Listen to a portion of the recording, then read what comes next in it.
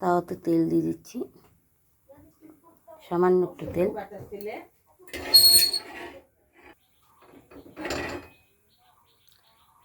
এখন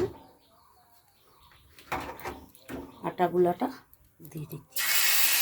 একটা ছেলের আবদার, গোলা রুটি খাবে, লঙ্কা দিয়ে দিলে এভাবে করি।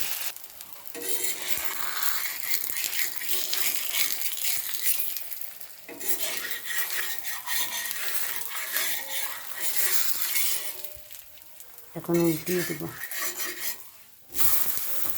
তোমরা কে কে এরকমভাবে গোলা রুটি বানিয়ে খেয়েছো অবশ্যই জানাবে।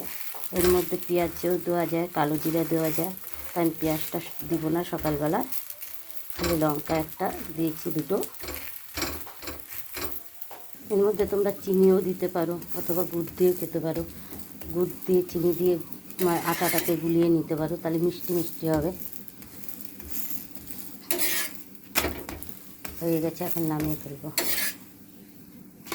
দেখো নামিয়ে ফেলেছি। কেমন হয়েছে অবশ্যই লাইক কমেন্ট করে জানাবে। এরকম নতুন নতুন ভিডিও দিব। এ বলে এখানে ভিডিওটি শেষ করছি। নমস্কার বন্ধুরা।